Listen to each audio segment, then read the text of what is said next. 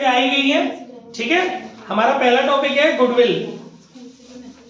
शुरू करें भाई, गुडविल के बारे में डिस्कशन शुरू करें।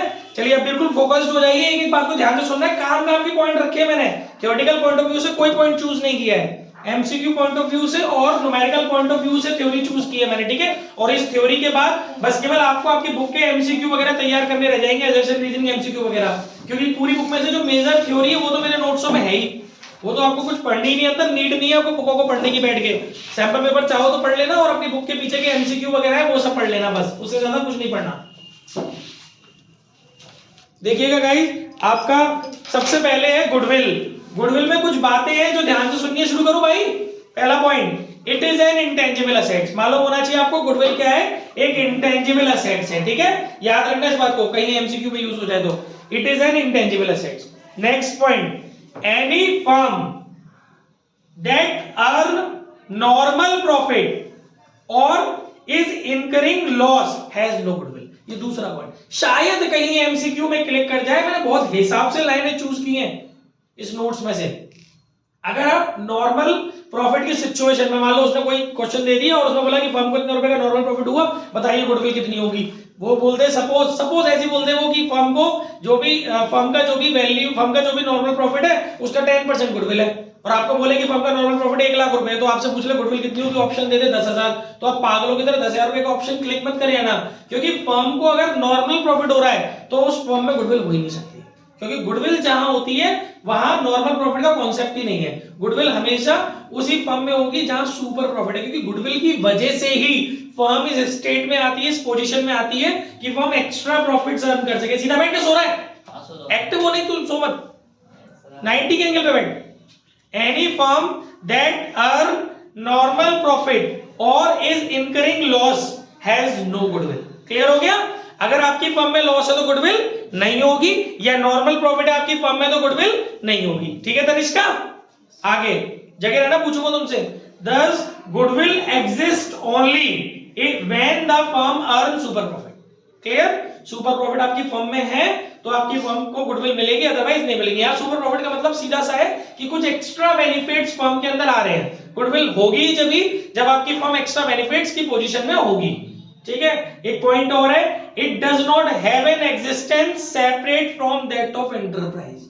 मतलब गुडविल का अपनी फर्म से अलग अस्तित्व नहीं होता। आप इंडिविजुअल गुडविल नहीं कैलकुलेट करेंगे, पार्टनरशिप में पार्टनर की गुडविल नहीं कंसीडर की जाएगी, फर्म की गुडविल कंसीडर की जाएगी। फर्म मतलब goodwill in the sense firm की गुडविल, उसका बिजनेस से, एंटरप्राइज से कोई अलग सेपरेट एग्जिस्टेंस नहीं होता। जो गुडविल है वो किसकी होगी? फर्म की होगी, आपके बिजनेस की होगी। गुडविल कभी भी बिजनेस से अलग नहीं मानी जाएगी। ठीक है, गुडविल का मतलब सीधे सीधे मतलब हो गया कि goodwill in the sense firm की गुडविल, ना कि किसी पार्टनर की गुडविल। पार्टनर की गुडविल से मतलब नहीं, इंडिविजुअली कंसीडर नहीं करते। जैसे होता है ना बिजनेसमैन की बिजनेस अलग होता है, बिजनेसमैन अलग होता है, बिजनेस की अपनी अलग रेपुटेशन है, बिजनेसमैन की अलग रेपुटेशन है सोल प्रोप्राइटर में। बट यहाँ पर ऐसा नहीं है, यहाँ पर जो गुडविल होगी, गुडविल की बात अगर हो रही है तो बात सिर्फ पार्टनर की नहीं हो रही, बात हो रही है पूरी फर्म की। अपने बिजनेस से अलग पहचान नहीं है गुडविल की। और क्या इसमें पॉइंट है, goodwill can not be sold in part, और आप अपनी गुडविल को किस्तों में नहीं बेच सकते हो। कि आप सोचो कि मेरी गुडविल है, क्योंकि उसका इंटेंजिबल है भाई, उसका कोई एग्जिस्टेंस तो है ही नहीं, फिजिकल अपीयरेंस थोड़े ना गुडविल की। जैसे मशीन की होती है, बिल्डिंग की होती है, वो दिखती है, गुडविल ऐसे थोड़े ना दिखती है। आप सोचो कि मैं एक काम कर रहा हूं, अपनी गुडविल का कुछ पार्ट बेच दे रहा हूं, ये पॉसिबल नहीं है। मशीन में पॉसिबल है कि मशीन का थोड़ा सा पार्ट बेच दिया, 4-6 बिल्डिंग, एक बिल्डिंग बेच दिया आपने।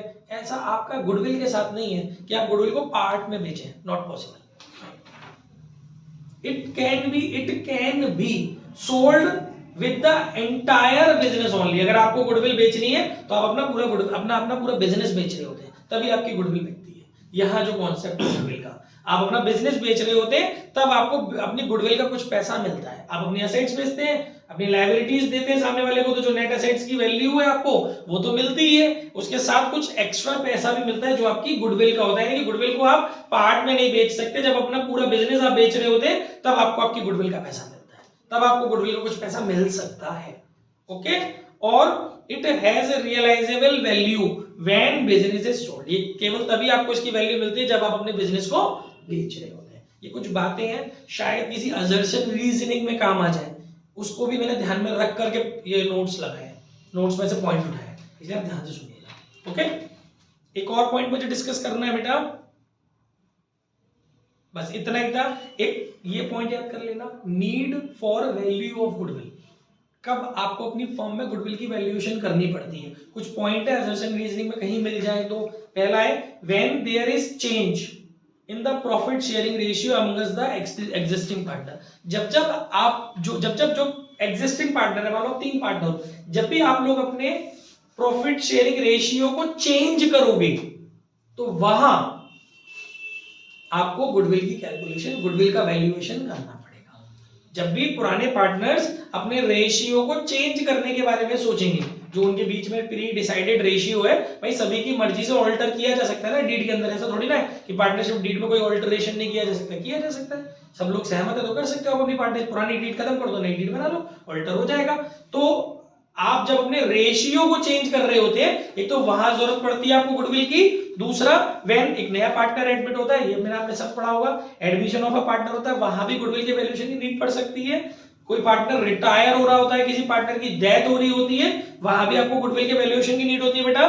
और अगर आप when partnership firm is sold as a going concern, कोई आपकी फर्म जो है बेची जा रही है गोइंग कंसर्न के पॉइंट ऑफ व्यू से, मतलब चलती हुई फर्म है, आप उसे बेच रहे हो और आगे भी वो बंदा अपनी बिजनेस को चलाएगा, तो आपकी गुडविल जो है वहां भी कैलकुलेट होगी।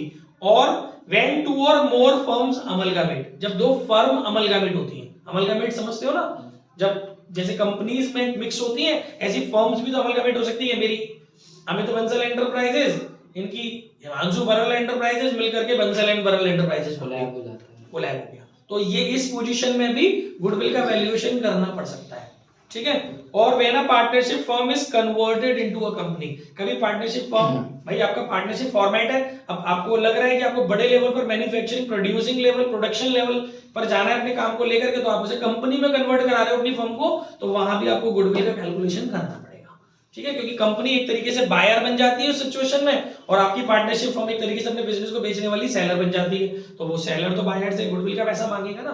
तो इन सिचुएशंस में जब बिजनेस को सोल्ड करने की बात हो रही होती है, तो उन सिचुएशंस में गुडविल का कैलकुलेशन कराना पड़ता है। तो ये कुछ पॉइंट थे गाइस, थ्योरेटिकली शायद कहीं क्लिक कर जाए, इसीलिए आपको बताए गए हैं कि आपको ये पॉइंट याद करने हैं, need for valuation of goodwill. Okay, अब कुछ पॉइंट और है, फैक्टर्स ज्यादा मैटर नहीं करते क्योंकि फैक्टर्स प्योर थ्योरी है। इसके बाद क्लासिफिकेशन ऑफ गुडविल्स, और बाकी जिसका मन हो थ्योरी पढ़ने का तो नोट्स तो आपके पास है ही ग्रुप में, या पर्सनली भी ले लेना, पढ़ लेना। बाकी देखिए टाइप्स या क्लासिफिकेशन ऑफ गुडविल गाइस, एक तो आपकी परचेज्ड गुड नेचर गुडविल है, और एक है आपकी सेल्फ जनरेटेड गुडविल और इनहेरेंट गुडविल, ठीक है। तो परचेज्ड गुडविल के बारे में 2-3 लाइनें हैं जो मैं आपके साथ डिस्कस कर लेता हूं। Purchased goodwill is that goodwill for which the firm has paid consideration in cash or kind। Purchase goodwill हमेशा हमारे यहाँ वो गुडविल होती है जिसके लिए हमने कुछ ना कुछ मनी टर्म में या किसी और रूप में कोई ना कोई अमाउंट या कोई ना कोई चीज हमने दी है, तब हमें वो गुडविल मिली है। या तो हमने कैश दिया है, या फिर मान लो कोई भी चीज हमने और अपनी कोई एसेट्स दे दी हमने, तब जाकर के हमें गुडविल मिली है। मतलब कुछ ना कुछ हमने कैश या कोई कैश काइंड, हमने कोई ना कोई काइंड के रूप में अपनी गुडविल को परचेज किया है, तो वो गुडविल आपकी होगी परचेज्ड नेचर गुडविल। वहां जो गुडविल होती है आपकी फर्म में, वो परचेज्ड नेचर गुडविल होती है, जिसके लिए आपने या तो पैसे दिए या फिर कोई और वस्तु दी है। ओके, बाकी एग्जांपल इसमें लिखे पढ़ लेना। 1-2 पॉइंट और है, देखो अकाउंटिंग स्टैंडर्ड 26 में इंटेंजिबल एसेट्स के रिगार्डिंग रूल्स है, ये याद रखना, कहीं क्लिक कर जाए तो। AS 26 इंटेंजिबल एसेट्स के बारे में उसमें रूल है, उसमें एक रूल गुडविल के लिए भी क्या, AS 20, क्योंकि goodwill is also part of intangible assets group, तो वो रूल उसके लिए भी तो एप्लीकेबल होंगे। AS 26 intangible assets prescribes that it may be recognised in the book of account because the consideration is paid for it. AS 26 में बोला गया है कि जिन एसेट्स को हमने कुछ दे करके खरीदा है, जिसका कंसीडरेशन हमने पेड किया है, उनको आप अपनी बुक ऑफ अकाउंट में मेंशन करेंगे, उनको रिकॉग्नाइज करेंगे, मतलब उनको रिकॉर्ड करेंगे अपनी बुक ऑफ अकाउंट में। तो इसीलिए जो आपकी बुक ऑफ अकाउंट है उनमें आपको इस तरह की परचेज्ड नेचर वाली गुडविल को मेंशन करना होता है, ठीक है। ये बहुत इंपॉर्टेंट लाइन है। AS 26 prescribes intangible assets prescribe that जो गुडविल जो है it can be recognised in the book of account, क्योंकि वो पूछ सकता है कि कौन सी गुडविल रिकॉग्नाइज की जाएगी बुक ऑफ अकाउंट में, कौन सी नहीं की जाएगी। असर्शन रीजनिंग में काम आ सकती है लाइन। ये बोला गया इंटेंजिबल असेट्स में AS 26 में कि जिनके लिए आपने मनी वर्थ या कुछ पे किया है तो उनको आप बुक ऑफ अकाउंट में रिकॉग्नाइज करेंगे। ओके, और बेटा इसमें एक और लाइन है AS 26 intangible assets prescribes that it is, एक और रूल है, it is amortised over it's useful economic life. जो भी इसकी यूजफुल इकोनॉमिक लाइफ है उसमें इसको खत्म करना है। अमोर्टाइज माने इंटेंजिबल असेट्स के लिए डेप्रिसिएशन को अमोर्टाइजेशन बोलते हैं ना, तो ये भी एक रूल ध्यान रखना है कि इसकी जो यूजफुल लाइफ जो भी होगी उस लाइफ के अंदर, इकोनॉमिक लाइफ जो भी है इसकी, उस लाइफ के अंदर इसको अमोर्टाइजेशन करना है, यानी कि इसको अपना एक एक्सपेंडिचर मान करके धीरे धीरे इसको खत्म करना है। इसका अमोर्टाइजेशन होना जरूरी है गुडविल का। जितनी भी इंटेंजिबल असेट्स है उनका ओवर यूजफुल इकोनॉमिक लाइफ में अमोर्टाइजेशन होना जरूरी है। ये पॉइंट पे याद रखिएगा, किसी तरीके से ये असर्शन रीजन में कनेक्ट हो सकते हैं। और it is shown in the balance sheet of an assets, of as an assets. ये भी ध्यान रखना है कि गुडविल को, कौन सी goodwill, we are talking about purchased nature goodwill. ये मैं जितनी भी बातें कर रहा हूं परचेज्ड नेचर गुडविल के बारे में कर रहा हूं। तो ये जो परचेज्ड नेचर गुडविल होगी, अब ये तो मैंने बोला ना बुक ऑफ अकाउंट में रिकॉग्नाइज होगी, तो कैसे रिकॉग्नाइज होगी, उसे दिखाना पड़ेगा ना। तो इसे कौन सी बुक ऑफ अकाउंट में दिखाओगे, बैलेंस शीट में दिखाओगे एज एन एसेट्स। तभी तो आपको एग्जिस्टिंग गुडविल दी होती थी बैलेंस शीट में, तो उसके अंदर वो आपने कहीं ना कहीं परचेज की हुई होती थी। और अब आप जो नया वो करते हो, क्या नया आप जो अकाउंटिंग ट्रीटमेंट करते हो गुडविल का, उसमें तो आप दिखाते ही नहीं गुडविल को बुक ऑफ अकाउंट में। कहां दिखाते हो, बुक ऑफ अकाउंट यानी बैलेंस शीट में कंटिन्यू होकर जाए ना, आप दिखाते ही नहीं हो। आप तो कैपिटल अकाउंट्स या तो PFG से करते हो, वो अकाउंट भी क्लोज कर देते हो। पहले लाया, फिर आपने उसको बैंक अकाउंट से पहले बैंक अकाउंट में कनेक्ट किया, फिर आपने उसको डिस्ट्रीब्यूट कर दिया पार्टनर में। गुडविल टाइटल रहता कहां है बुक ऑफ अकाउंट में, क्योंकि अब जो गुडविल आप कैलकुलेट कर रहे हो तो वो परचेज नेचर की होती है, सेल्फ जनरेटेड है। बट आप किसी का बिजनेस खरीद रहे होते हैं कभी या बेच रहे होते हैं, वहां से जो निकल के आता है वो परचेज नेचर गुडविल होती है। मेरी बात समझ में आ रही है मैं क्या बोल रहा हूँ? परचेज नेचर गुडविल बार बार बता रहा हूँ कि जब आप किसी का बिजनेस खरीद रहे होते हैं तब आपने उसको कुछ एक्स्ट्रा अमाउंट दिया होता है, तब आपको वो गुडविल मिली है, तो वो जाएगी बुक ऑफ अकाउंट में। ये नहीं जो हम ये चैप्टर में कैलकुलेट कर रहे होते हैं, ये तो वैल्यूएशन है बस ओनली। ठीक है, तो आई होप बातें समझ में आ गई होंगी। इसको आपने असेट्स के रूप में दिखाना है, क्योंकि अभी असर्शन रीजनिंग में बन सकता है ना कि क्यों गुडविल, जैसे असर्शन दे दिया कि goodwill is shown as intangible assets in balance sheet, उसका रीजन दे दिया बिकॉज AS 26 प्रिस्क्राइब्स दैट जो भी आपकी वो है क्या, जिन भी इंटेंजिबल असेट्स के लिए आपने मनी वर्थ पेड किया है, जिनके लिए मनी या मनी वर्थ में कोई चीज किसी काइंड को पेड किया है, तो उनको आपको रिकॉग्नाइज करना होगा बुक ऑफ अकाउंट में। तो अब इसका आंसर हो गया ना कि assertion and reason both are true, इसी वजह से तो वो बैलेंस शीट में जा रही है। तो आपको इसीलिए समझाई जा रही है, बार बार मेरी बात ध्यान से सुनिए, आपको थ्योरी इसीलिए बताई जा रही है कि असर्शन रीजनिंग भी कोई चीज है जो आगे तो दिक्कत हो जाएगी। अभी खुद नहीं पता क्या पैटर्न होगा पेपर का, हालांकि सैंपल पेपर उन्होंने निकाल दिए, तो आप ढंग से चीजों को समझते हुए चलो। कोई डाउट आ रहा है मुझसे डिस्कस कर लो, घर पे पढ़ो। आगे क्या है बेटा, अब सेकंड पॉइंट है हमारा सेल्फ जनरेटेड गुडविल। इसके बारे में सुन लेते हैं। Self generated goodwill is the goodwill which is not purchased for a consideration. हम पैसा देके नहीं खरीदते हैं वो, हमारे पास ये जो बिजनेस में जो गुडविल कैलकुलेट कर रहे हैं अपनी सेल्फ जनरेटेड गुडविल, इसको हमने कहीं से खरीदा नहीं है, इसके लिए हमने कोई पैसा नहीं दिया है कैश में, या कुछ भी हमने कंसिडरेशन नहीं दिया है। ठीक है, is not purchased for a consideration but is earned by the effort of the management या पार्टनर। ये हमारा जो मैनेजमेंट है या जो भी हमारे पार्टनर है, उनके एफर्ट के कारण इसका एग्जिस्टेंस है हमारे बिजनेस में। हमारे पार्टनर्स ने इतनी ईमानदारी से, इतनी लगन से काम किया है कि हमारी सेल्फ जनरेटेड गुडविल क्रिएट हो गई है बिजनेस के अंदर। समझ रही हो भाई? अगर पार्टनर, एक बार बताओ, 4 पार्टनर हो, चारों ईमानदारी से काम करोगे, प्रॉपर तरीके से काम करोगे, अपना बेस्ट दोगे, जिस पर्पस से आपको रखा गया वो पर्पस आप पूरा करोगे, तो डेफिनेटली आपकी, क्योंकि भाई आपकी ग्रोथ होगी कि नहीं होगी? जब पार्टनर ईमानदारी से काम करेंगे, फेयर बिजनेस पॉलिसीज लेकर के चलेंगे, तो ग्रोथ आएगी बिजनेस में, क्योंकि ईमानदारी का फल तो मिलेगा ना। एक सिस्टम से आप काम करोगे, मैनेजमेंट आपका ठीक होगा, तो उसका तो रिजल्ट आना है ना। तो उसका रिजल्ट आएगा, क्या रिजल्ट क्या होता है? आपका सेल वॉल्यूम बढ़ेगा, ये रिजल्ट है। आपका क्लाइंट डेटाबेस बढ़ेगा, और क्या रिजल्ट होता है? और अल्टीमेट लास्ट में प्रॉफिट बढ़ेगा।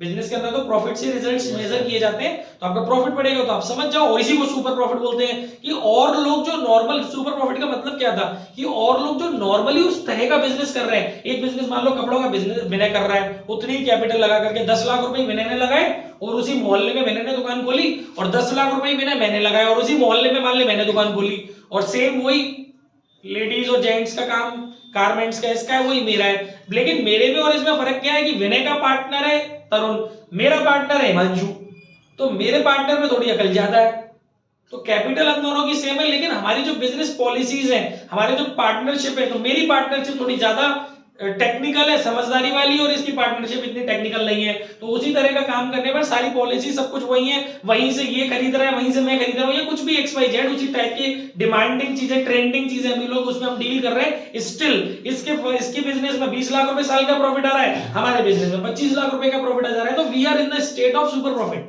This is called super profit.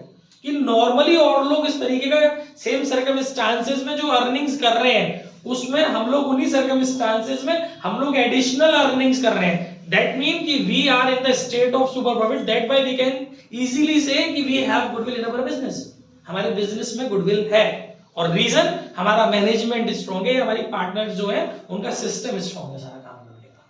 Clear हो रहा है? और क्या है, एक तो ये पॉइंट हो गया, एक पॉइंट और है, as per accounting standard 26 Indian accounting, और इंडिया के अंदर इंडियन अकाउंटिंग स्टैंडर्ड 38 में मेंशन है, ये भी बात ध्यान रखना। नॉर्मल जो अकाउंटिंग स्टैंडर्ड है वो AS 26 है ग्लोबली जो है, बट इंडिया का जो है इंडियन अकाउंटिंग स्टैंडर्ड 38 है। इसमें लिखा हुआ है बेटा इंटेंजिबल एसेट्स के बारे में, it is not recorded in the book of account, मतलब it is not recognised in the book of account because consideration in money or money's worth hasn't been paid for it। वही मैं आपको बार बार बता रहा था कि ये गुडविल हमने कुछ देके नहीं खरीदी, हमने तो ये तो अपने एफर्ट से अर्न की है, तो इसको आप बुक ऑफ अकाउंट में नहीं दिखाएंगे, इसको आप बैलेंस शीट में नहीं दिखाएंगे। क्लियर है? कोई मन में दुविधा, कोई क्रॉस क्वेश्चन, कुछ भी? तरुण समझ में आ रही सारी बातें? ठीक है। अब बेटा नेक्स्ट टॉपिक है हमारा method of valuation of goodwill. ये आपको अच्छे से मैं समझा रहा हूं, घर से लर्न करके आना, क्योंकि इसके न्यूमेरिकल 2 डेज में आपको 20 to 25 क्वेश्चंस खत्म करने हैं, 2 दिन दूंगा बस केवल। Method of valuation of goodwill, goodwill calculated by one method may differ from the goodwill calculated by another method. पहले तो एक फैक्ट अपने माइंड में डाल दो कि अलग अलग मेथड से जो आंसर्स आएंगे ना गुडविल के वो अलग अलग होंगे। ऐसा नहीं है कि पहला मेथड अप्लाई करके आपका जो आंसर आ रहा है दूसरा मेथड करके भी अप्लाई वही आंसर आएगा, ऐसा नहीं होने वाला। हर मेथड का अपना अलग आंसर है। ये एक इंफॉर्मेशन थी जो मैंने डिलीवर कर दी आपका। दूसरी बात, कुछ आपके कोर्स में 3 मेथड है, वैसे तो और होते हैं 4-5 मेथड होते हैं, बट आपके कोर्स में 3 मेथड है। पहला मेथड है एवरेज प्रॉफिट मेथड, अब उसके अंदर भी आपके 2 मेथड है, सिंपल एवरेज प्रॉफिट मेथड और दूसरा वेटेड एवरेज प्रॉफिट मेथड। ठीक है गाइस, अब आप इसके आगे बात करते हैं। तो एवरेज प्रॉफिट मेथड के अंदर आज लेट कैसे मोनिका, बहुत लेट हो, टाइम क्या हो रहा है? सर आधा घंटा। चलो पीछे वाली सीट पे बैठो, हिल जाएगा, हिल जाएगा। नहीं लेगा ना, आधा घंटा लेट हो गई हो, वेरी गुड, बहुत बढ़िया। एवरेज प्रॉफिट मेथड के अंदर 2 पॉइंट है, keep quiet please, no need to disturbance. Simple average profit method और weighted average profit method. Guys अभी सिंपल एवरेज प्रॉफिट मेथड के अंदर जो सीधी सी बात है उसकी स्टेप्स है वो हमें समझनी है। ठीक है, तो स्टेप्स में पहली स्टेप है कैलकुलेट नॉर्मल बिजनेस प्रॉफिट। इसका मैं अभी वो दे दूंगा ग्रुप में, नहीं तो आप लोगों के नोट शीट में है। कैलकुलेट नॉर्मल बिजनेस प्रॉफिट मैंने अलग से दिया था, इसकी फोटो वो किसी ने नोट की हुई है? नहीं है, होगी तो सही, मैंने दी थी। कहाँ है वो, कहाँ आग लगा दी? वो आज जाकर के ढूंढ करके ग्रुप में डालना, आपकी ड्यूटी है ये, क्योंकि मेरा तो डेटा उड़ गया पुराना वाला, पुराने फोन का। वो आपकी ड्यूटी है, मुझे भी भेज देना, नहीं तो ग्रुप में डालना। वो जो मैंने है, कहाँ है ये? तो नहीं है, चिल्ला रहा है क्यों रे? नहीं, आपने पहले भी दी थी, मैं कह रहा हूं नोट्स में कहाँ है? तो पहले नोट्स में भेजी होगी, पहले क्या भेजा होगा मैंने? नहीं है, डिटेल है इसकी, क्या कह रहा हूं? सही कह रहा है तू। अरे आज तुम पागल हो, मैंने एक इसका चार्ट भेजा था पूरा, और नहीं है तो कोई नहीं, TS ग्रेवाल में बना हुआ है शायद, उसमें से पढ़ लेना। वैसे मैंने भेजा है, वो आपको फोटो भेजी थी अलग से, एक फोटो भेजी हुई है जिसमें नॉर्मल बिजनेस प्रॉफिट कैसे कैलकुलेट करना है, कुछ चीजें उसमें जुड़ेंगी। वैसे मैं नॉर्मली बता देता हूं, होता क्या है जो आपके प्रॉफिट्स होते हैं ना, नहीं पॉज नहीं करो, चलने दो, सब देसी मामला चलने दो। हाँ जी, अरे देख लेती, थोड़ा तो सुन लेती। तो नॉर्मली क्या होता है, जो आपका प्रॉफिट आया होता है ना मैडम, नेट प्रॉफिट, उसमें आपको अगर आपने उसमें कोई एबनॉर्मल इनकम इन्वॉल्व कर रखी है तो वो आपको लेस करनी है। क्यों करिए भाई abnormal income involve?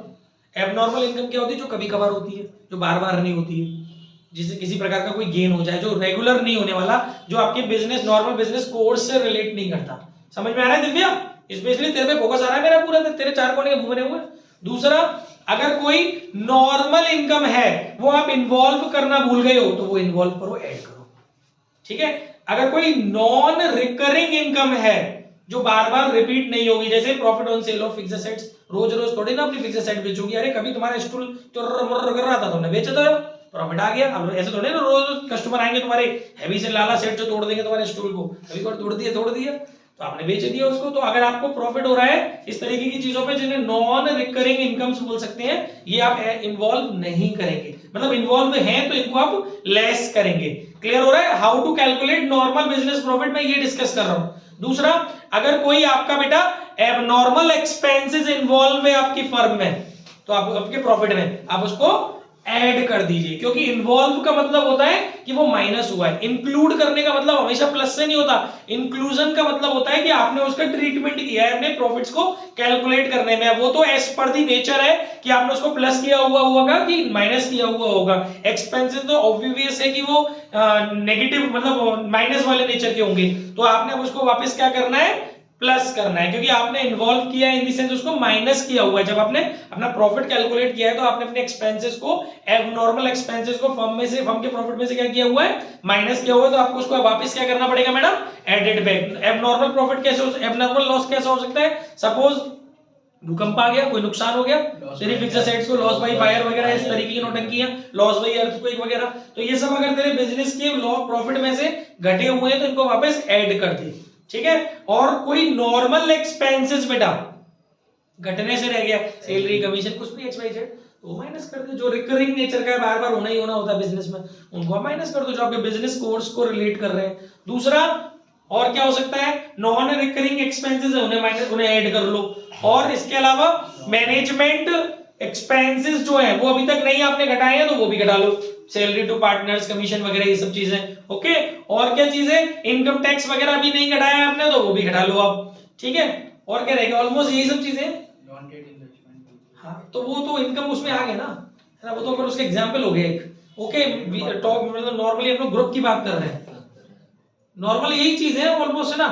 Capital income कोई इन्वॉल्व है तो वो लेस कर लो, कैपिटल लॉस अगर इन्वॉल्व है तो वो ऐड कर लो, जो करके आए उसको उल्टा कर दो बस। Capital expenditure treated as purchase expenditure, ऐसा भी था उसमें क्या? हाँ, तो कैपिटल एक्सपेंडिचर होते ही हुए हैं। जैसे आपने मान लो, मैं बता देता हूँ, जैसे सपोज आपने कोई एसेट्स खरीदी, लेकिन उसका मतलब आपने कोई एक्सपेंडिचर किया, बट उसका बेनिफिट आप अभी जो है, अभी आपको लग रहा है, जैसे मान लो, मेरी बात सुनिए, ध्यान दो यार, एक पॉइंट ऑफ डिस्ट्रैक्शन क्रिएट नहीं करो प्लीज कोई भी। देखो, जैसे मान लो बेटा आपने 10 लाख रुपए का एडवर्टाइजमेंट किया अपने बिजनेस में। अब मेरे को लग रहा है कि यार ये इसका बेनिफिट मेरे को केवल अभी इसी साल नहीं मिलने वाला है, बल्कि आगे कई वर्षों तक मिलेगा। मैं ऐसा 10 लाख रुपए का अपनी छत के ऊपर बहुत बढ़िया, अपने बिजनेस की छत के ऊपर टॉप का एडवर्टाइजमेंट करा रहा हूँ, पूरे आगरा में एडवर्टाइजमेंट करा रहा हूँ, फिक्स वाला, जो काफी वर्षों तक रिफ्लेक्ट होगा लोगों को, उसकी वजह से मेरी एडवर्टाइजमेंट होती रहेगी, कस्टमर मेरे क्रिएट होते रहेंगे, मेरी एग्जिस्टेंस बनी रहेगी मेरी बिजनेस की।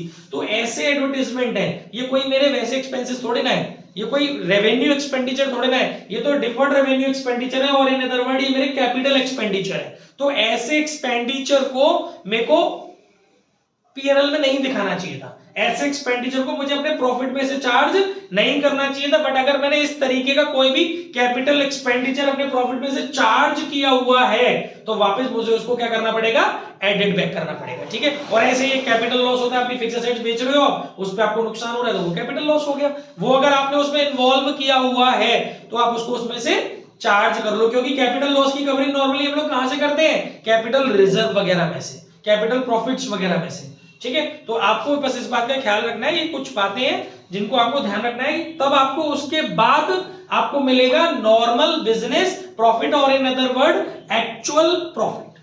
और बाकी इसका पूरा ये जो मैंने मुंह से बोला पूरा चार्ट आपको डीके की बुक टीएस की बुक में दिया हुआ है। मैंने भी फोटो भेजी थी ग्रुप में, अब वो पता नहीं कहाँ है, इसमें नहीं है नोट्स में, लेकिन एक बार वापस देखना, ग्रुप हो तो पीछे ग्रुप में देखना, नहीं तो अपनी फाइल वाइल में देखना, मैंने भेजा था फोटो खींच के इसका फॉर्मेट, और नहीं है तो अपनी बुकों में ढूंढ लेना, मिल जाएगा। ठीक है, ये हो गया आपका नॉर्मल बिजनेस प्रॉफिट। ये स्टेप बने गाइस, हम लोग क्या डिस्कस कर रहे हैं madam? How to calculate goodwill by actual average profit method. Are you getting my points? We are discussing about how to calculate goodwill by simple average profit method. यही है ना, सिंपल एवरेज प्रॉफिट मेथड। तो पहली step, इसके अंदर 3 से 4 step है, negative feeling मत डालो, सीधे बैठ जा भैया, चलो लेटर लेटर दोनों जब फाड़ रहा है वो मेरे सो सीधा बैठ जा भाई, देखता क्यों मेरी बेट बजा रहा है बेटा। दूसरा, कितनी नींद आती है, वो सीट पे से सारा छोड़, हाथ हटा सीट पे से, बस ऐसे बैठ, दीवार से भी सारा हटा, ऐसा बिना भैया भी तो बैठे सीधे, क्यों झुक रहा है यार बेटा तू? ऐसी नहीं, ऐसी कशिश वाली निगाहों से देखेगा तो मेरा घेल हो जाएगा। जो कर रहा है कितनी देर से कर रहा है क्या होगा मेरा भाई, मत जाऊंगा मैं तो, खा जाएंगे सबने बच्चे को आगे। इसके बाद आगे क्या बेटा, चलिए come to the point. First step हो गई हमारी calculate normal business profit. Second step है सर फाइंड एवरेज प्रॉफिट। और एवरेज प्रॉफिट कैसे निकालना है? नॉर्मली देखिए, आपको मल्टीपल ईयर्स के प्रॉफिट को पहले रेक्टिफाई करना पड़ेगा। मतलब मल्टीपल ईयर्स के आपके प्रॉफिट दिए होंगे, कई सारे ईयर्स का आपको जहां जहां रेक्टिफिकेशन है उनको रेक्टिफाई करके normal business profit of so many years, इनको आपको जो कैलकुलेट करके लाना, फिर उनको आपको टोटल करना है। Total of N years profit, जितने भी ईयर के प्रॉफिट है उनको आप टोटल कीजिए, फिर उसमें डिवाइड लगाइए नंबर ऑफ ईयर्स का, तो मैम क्या मिलेगा आपको? Average profit. थर्ड स्टेप आप क्या लेंगी? घर जाके याद कर लेना इन स्टेपों को, इनको याद नहीं मेरे सवाल ना है तो से।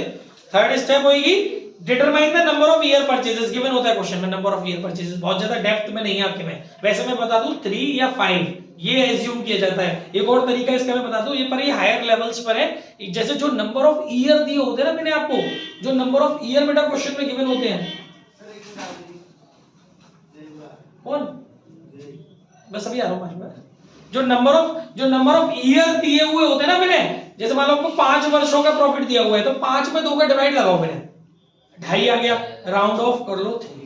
एक तरीका ये होता है, और दूसरा तरीका कुछ लोग मानते हैं कि 3 या 5 ये मानना चाहिए, बेसिकली 3 मान लेना चाहिए, बट इतना आपको डीपली सोचने की जरूरत नहीं है।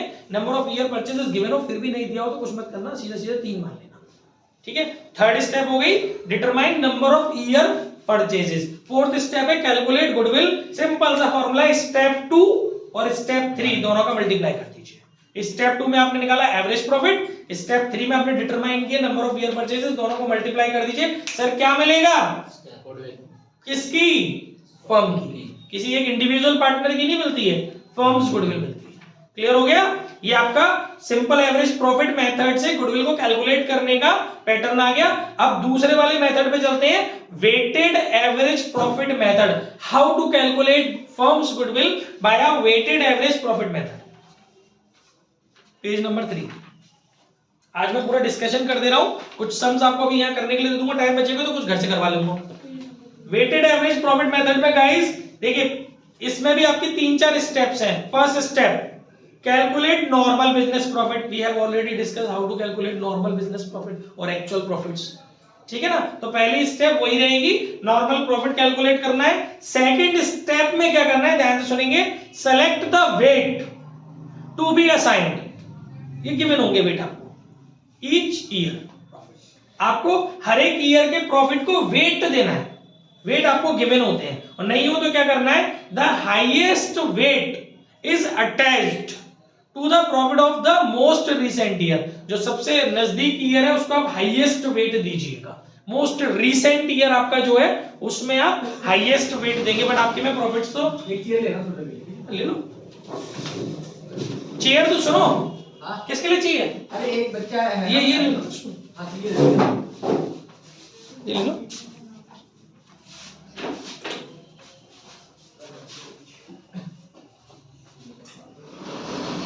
ठीक है बेटा, तो थर्ड स्टेप क्या है आपकी, जो आपको वेट देने हैं, ये तो मैंने आपको एक दो बातें बता दी, बाई या चांस वो लोग, मैंने बताया है कि वो लोग क्योंकि असर्शन रीजन में कहीं कनेक्ट हो जाए कि वो वेट कैसे दे रहे होते हैं, जो मोस्ट रीसेंट ईयर होता है ना उसको वो लोग हाईएस्ट वेट देते हैं, फिर उसी के हिसाब से वो लोग वेट डिजाइन करते हैं। Specified weights will be assigned as follow 1 2 3 4 for respective years profit। मतलब सबसे पहले आप मोस्ट रीसेंट ईयर को फर्स्ट वेट दे दो, फिर उसके बाद 1 2 3 4 करते चले जाओ, ठीक है। पर इतना दिमाग मारना नहीं है आपको, वेट आपको क्वेश्चन में गिवन होंगे। तो सेकंड स्टेप क्या होगी, आपको वेट देने हैं।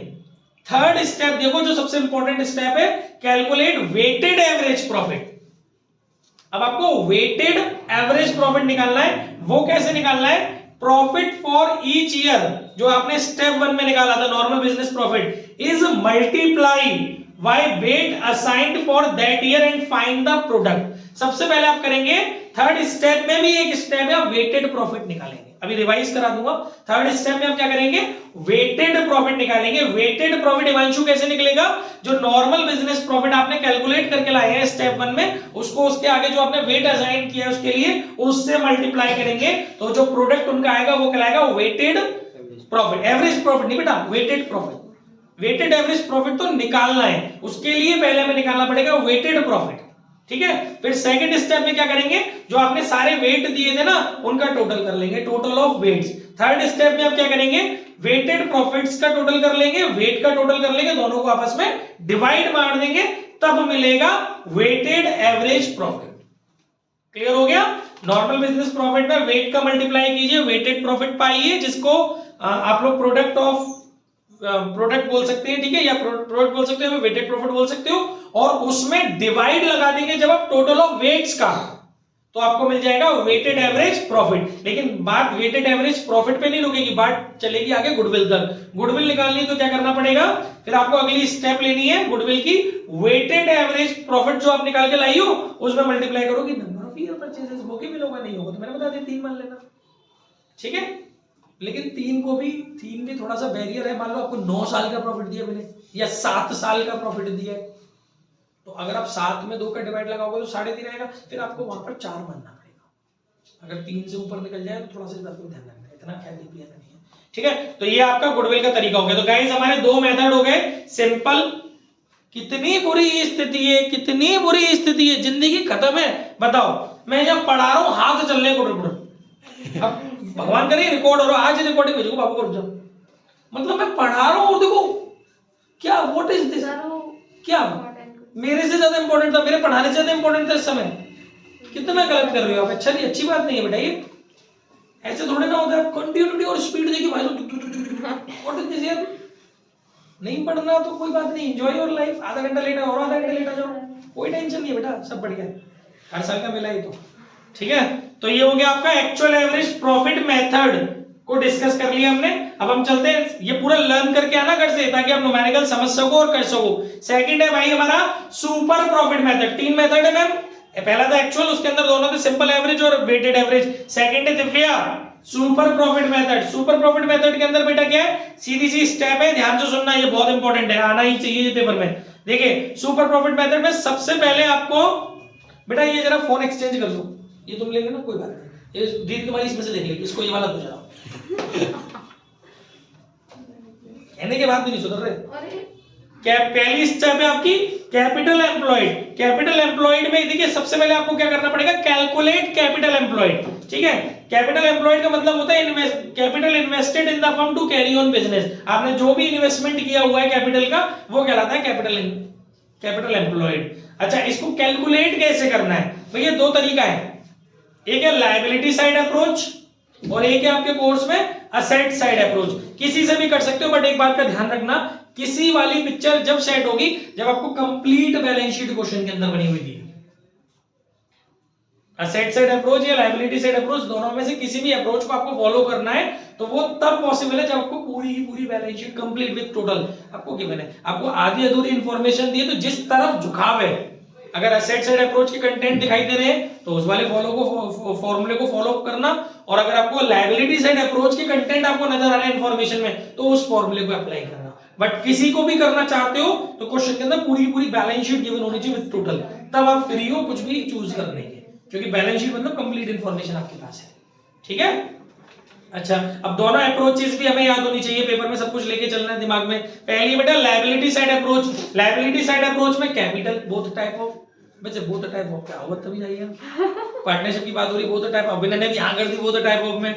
पार्टनरशिप में बोथ टाइप कैपिटल कहां से आ गई? एक ही होती है कैपिटल, इक्विटी और वो कहां से आ जाएगी?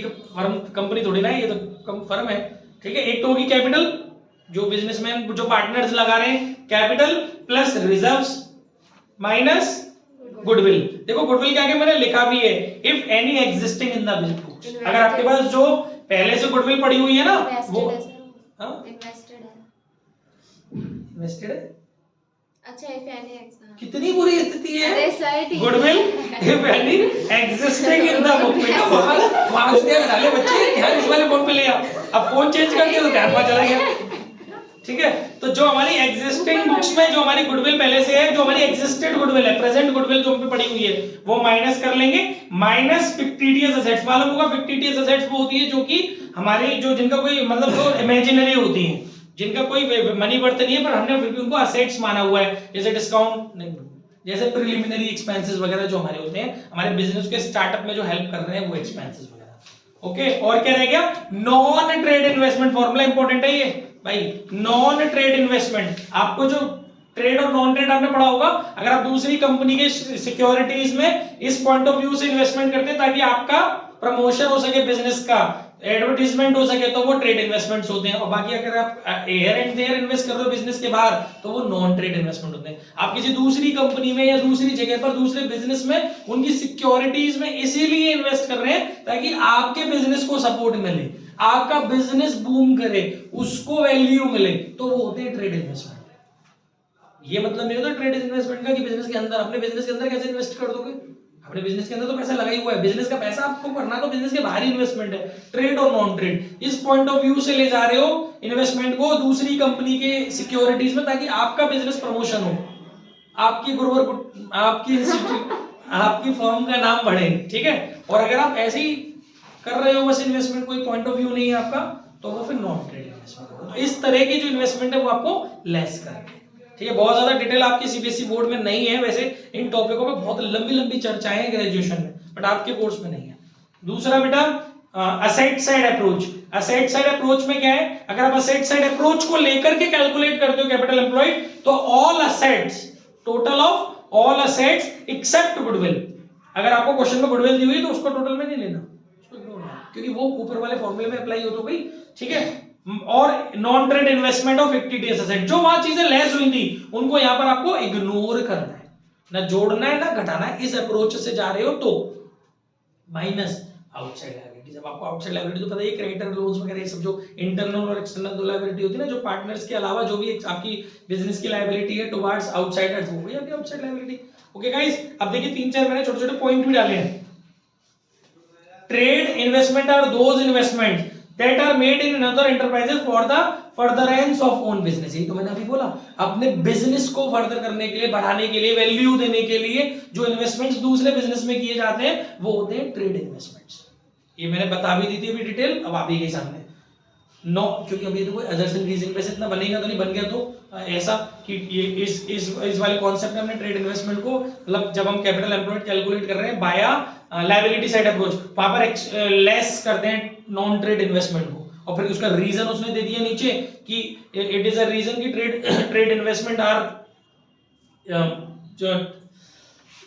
Trade investment are those trade investments वो होते हैं जो हम अपने दूसरे बिजनेस को उस पॉइंट ऑफ व्यू से करते हैं। तो आप बोल सकते हो कि इसका एग्जैक्ट वो नहीं है, असर्शन ठीक है, बट रीजन, हालांकि रीजन भी ठीक है अपनी जगह, क्योंकि रीजन का जो स्टेटमेंट है वो भी एकदम सही है कि ट्रेड इन्वेस्टमेंट वो है, बट इसका ये रीजन नहीं है। इसका रीजन तो सिर्फ ये है कि वो नॉन ट्रेड है, इस वजह से लेस हो रहा है, ना कि ट्रेड इन्वेस्टमेंट उसका कोई एग्जैक्ट रीजन है। तो थोड़ा सा आपको पता होनी चाहिए कुछ बातें, क्योंकि असर्शन रीजनिंग में थोड़ी चीजें डेप्थ में आ जाती हैं। ओके भैया, और क्या है, एक दो बात और है। Non trade investment are those investments that are made to earn revenue by investing surplus funds. आप केवल अर्निंग करने के पॉइंट ऑफ व्यू से जा रहे हो, अपने बिजनेस को फर्दरेंस लेने के पॉइंट ऑफ व्यू से नहीं जा रहे हो। अर्निंग कि चले यार थोड़ा सा पैसा पड़ा है, लगा दे सामने वाली भर में कचू तो पैसा की आमदनी हो जाएगी। This is called non trade investment. इस पॉइंट ऑफ व्यू से आप इन्वेस्टमेंट कर रहे हो, वो नॉन ट्रेड इन्वेस्टमेंट है। विदाउट एनी इंफॉर्मेशन, क्योंकि सबसे जो कंफ्यूजन का पॉइंट था कि ट्रेड माने कि नॉन ट्रेड माने कि नॉन ट्रेड माने, without any information investments are taken as non trade investment. अब ये बात याद रखना, ये बहुत इंपॉर्टेंट बात है कि इन्वेस्टमेंट के आगे कोई भी क्लू नहीं है तो आपको ट्रेड मानना है, केवल इन्वेस्टमेंट लिखा हुआ और कोई क्लू नहीं है, ट्रेड मानना है या नॉन ट्रेड मानना है, सर ऑलवेज नॉन ट्रेड मानना है, फिर उसका जो ट्रीटमेंट है वो आप समझ ही गए नॉन ट्रेड का क्या होता है।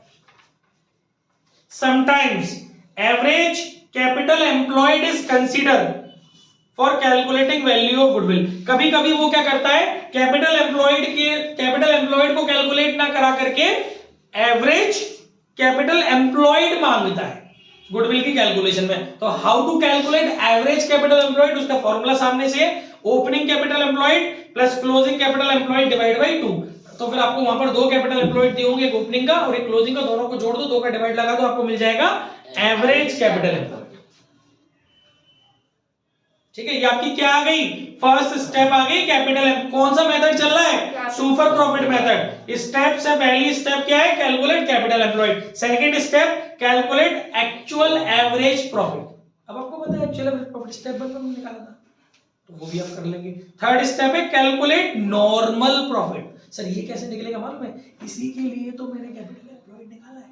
देखो इसमें मेरा फॉर्मूला एवरेज कैपिटल एम्प्लॉयड या फिर कैपिटल एम्प्लॉयड, जो भी क्वेश्चन में डिस्क्राइब हो रहा हो, कैपिटल एम्प्लॉयड या फिर दिव्या कैपिटल एम्प्लॉयड या फिर average capital employed into normal rate of return upon 100।